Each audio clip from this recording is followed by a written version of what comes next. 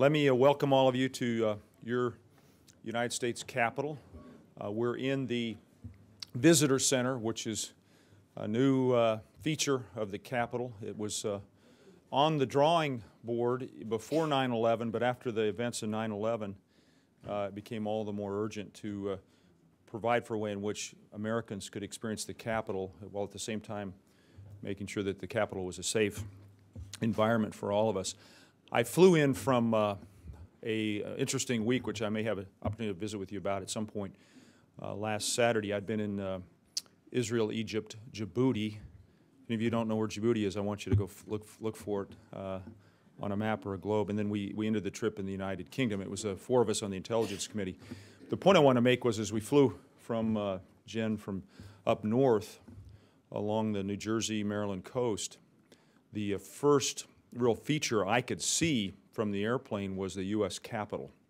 And it reminded me of the strong feelings that we all had that on 9/11, that fourth airplane was headed back to the United States Capitol, because it's such a symbol of our country, of our legislative process, of the people working together in a form of self-government that still hasn't been bested anywhere else in the world, in my opinion.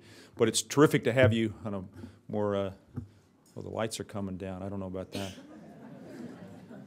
On a more uplifting note, it's just phenomenal to have you here in the United States Capitol and be here in Washington. We have a fantastic schedule. We're going to have a wide range of speakers today and tomorrow. I'm really looking forward to being able to sit in and hear a lot of my colleagues share their points of view. Congressman Perlmutter, where's Ed? He's here. We're going to hear from him shortly. He'll kick off the day for us. But I thought I'd share a few other thoughts with you to get the day off and running. Before I do that, I did want to make sure you all know the wonderful staff that work with and for me here and for you all in Washington. There's an old question: how do you tell the senators? And the answer is they're the people not carrying anything. And that's maybe literally and figuratively, whether it's up here or under the... But the staff, you'll see them carrying around these enormous notebooks after having stayed up 3 nights in a row to prepare for floor action or prepare for a committee markup or to brief a group of senators on policy matters that are in front of us.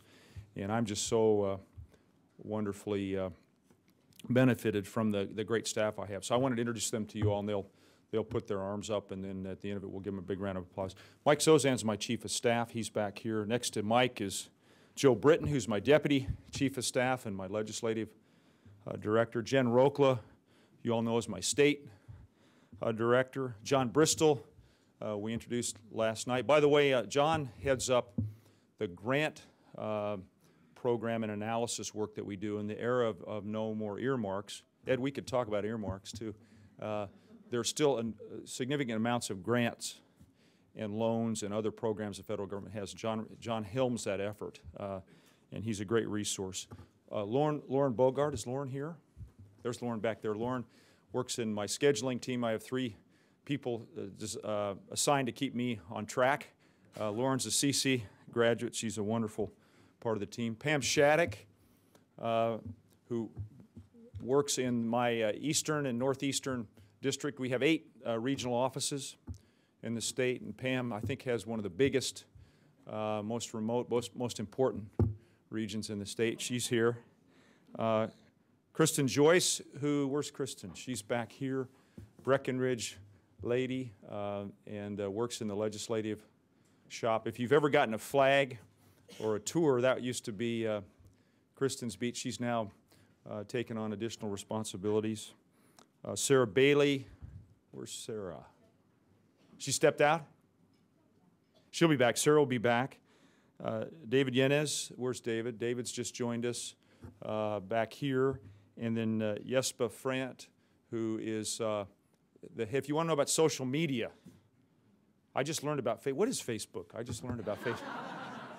Jesper's a wonderful part of my team as well. So make their acquaintances. I know they'll be at many events and eager to visit with all of you, answer any of your questions. Somebody asked me what the most difficult part of my job is, and the answer, which always surprises me too, is the time change and the humidity. So if you're feeling the time change, I feel your pain. And even on a relatively cool, dry day in Washington, the humidity is omnipresent. It's good for your complexion, is what I've been told, particularly if you're an old man like me. But the job I have is one of the most incredible jobs I can imagine anybody having. People say to me, "Are you sure?" Why would you say that with all the incoming fire you take, the travel demands, the fundraising demands? And my response is yes, those are all challenges, but they're offset without question by the opportunity to represent the state of Colorado, which I alluded to last night. I mean, I think Colorado is a phenomenal state for many, many reasons, including our politics and our policy making. I think maybe I'm being a little bit, Ed, too much of a booster, but I think if more states had a similar political culture like Colorado's, we'd be moving the country forward. Because in Colorado, whether you're Republican or Democrat, you have to produce results to be rehired and to be acknowledged for having done a good job. And I think that's at the heart of what we need more of here in Washington. You're going to hear a lot about what we should be doing today from a wide range of people. And I'm really pleased and honored that everybody from John McCain to Jason Chaffetz to, of course, members of our delegation that are going to come and visit with all of you. I would urge you to, in a respectful way, particularly when it comes to the country's financial situation, ask my colleagues, how are we going to move to a Bowles-Simpson plan? And we're going to, Jen, we're going to look at the budget hero exercise later today at some point. And for me, although there are many, many important policy matters out there and policy opportunities, until we create an architecture, Pat Myers is here, we've talked at great length about this, until we create a fiscal architecture for the country going forward, we're going to have difficulty extending the highway bill. We're going to have difficulty finding a way for the production tax credit for wind to be extended. And the list goes on and on and on. The reason for that is the good news is we now in Washington have changed the paradigm, which is that we've got to pay for what we want to do as a country. But we don't have a plan as to how to do so. Simpson-Bowles provides the template. And by the way, if you look at it, each and every one of you is going to feel a little bit sick to your stomach because there are going to be 2 or 3 provisions in there that are, if not sacrosanct, you will think are important to keep in place as policy directions for the country. But everybody's going to have to sacrifice. Everybody's going to have to tighten their belts to get the country back on track. The good news is when we do this, I'm not going to say if, when we do this, we steal a march on the rest of the world. I know many of you know the rest of the world, including now, see Don Elliman back here, who's a pretty keen observer of the rest of the world. China is beginning to show some signs of a real estate bubble and perhaps overspending and overinvestment. But the point I want to make is that if we can get our fiscal house in order, we regain our preeminence almost overnight economically. And America becomes, we still are a wonderful place in which to invest, to run a business, to work out of. But we so far surpass the rest of the world. So I'm passionate about Bowles-Simpson. I'm passionate about getting our country's fiscal house in order. And it's a pretty simple prescription. Number one, in the medium and the short term, we invest in our country. And by that I mean in our infrastructure. We ought to have the best infrastructure in the world, including broadband deployment. We have to make sure every American who wants to be re-educated or gain an education has that opportunity. It's not all about higher ed. It can be vocational school. There are plenty of ways in which in the 21st century you can have a skill set that's not tied to a master's or a doctorate degree. And as a country, we've long been the leader in the world in doing research and development in the public sector that incents more research and development in the private sector. And then that leads to new products and services because the global economy is based now on innovation. Innovation's a big word to some, but really it's, in the end, it's a new product, a new service, or a new way of doing business. You can innovate if you're, this is close to my heart, if you're a mountain guide. You can innovate if you're a farmer. Of course, we hear about innovation in the world of tech and medical devices, new medical treatments, and energy. But in almost any business endeavor. I think in all business endeavors you can innovate. So by making those investments in those three areas up front, we set the stage for our country to thrive in the 21st century. Second, we have to face up to the fact that Medicare, Medicaid, and Social Security are on unsustainable paths. There's some simple fixes, I believe, and they have to be put into place and embraced, because the federal budget, depending on how you look at the numbers, the federal budget is 40 to 50% allocated into those three categories. So when people talk about raising taxes on the 1% or cutting domestic spending, you can't get from here to there with those steps. They're a part of the mix, but you can't get to a balanced federal budget without really focusing on entitlements. And both parties have to acknowledge that and back off some of the overheated and overamped rhetoric. The third piece that's important and is crucial to getting our country's fiscal house in order is revenue. And if I were king for a week, I don't want to be king for a week, but well, maybe, I don't know, maybe you can talk to me later about that. I would lower, I would lower tax rates. I'd reform the tax code. There are $1 trillion in so-called tax expenditures. This is the area, by the way, when you look at Bull-Simpson, some of you are going to feel like, oh, geez, we're going to cut that tax subsidy or that tax deduction or that tax credit.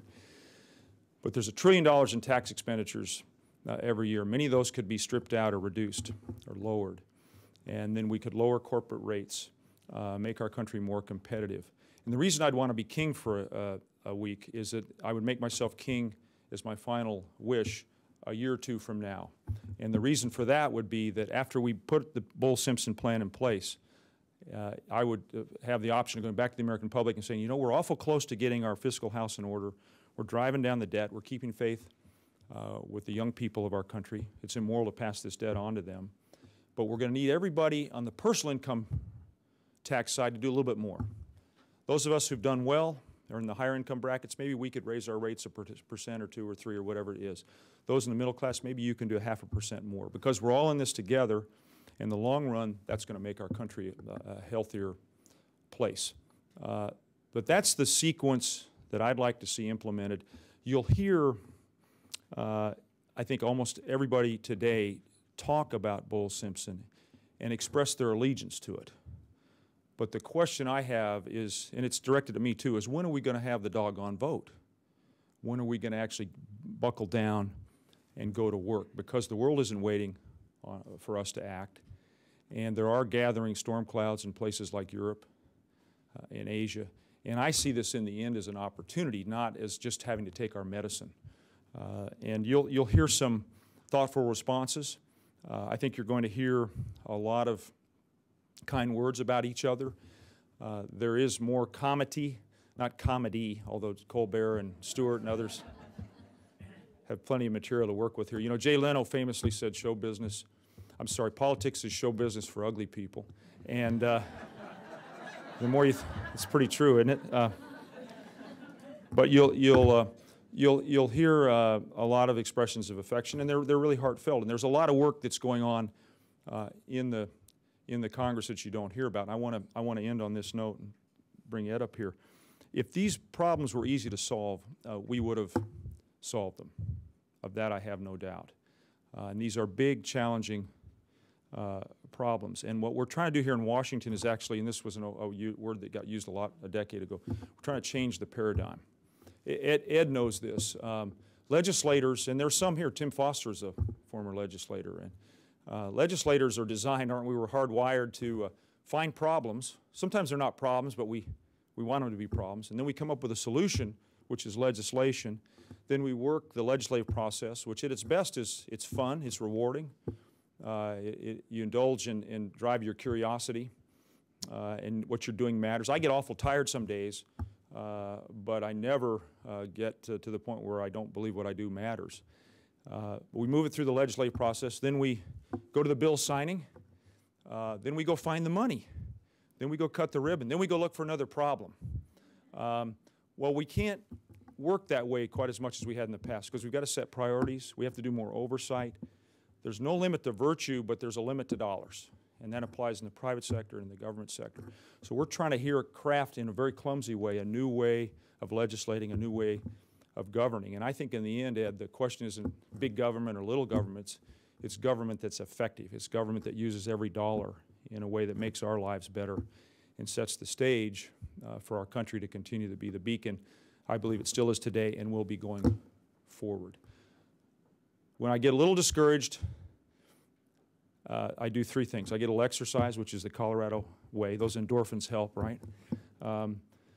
Secondly, I travel the state, and I want to just thank you all, because when I travel the state, and Ed sees this in his district, people in Colorado are getting on with getting things done, whether it's in Creed, cleaning up Willow Creek, so that the fishery returns, and Creed's a great draw for tourists, or Grand Junction, where the city is installing natural gas pumps and converting their fleet to natural gas, which is a way to be energy independent. To the little town of Westcliff. You ever been to Westcliff, Custer County, conservative town? They've got a great bluegrass festival every year, and you know what the proceeds for that festival are directed to their local health clinic. I mean, there's example after example in Colorado where government in the American way is working, and so you all inspire me.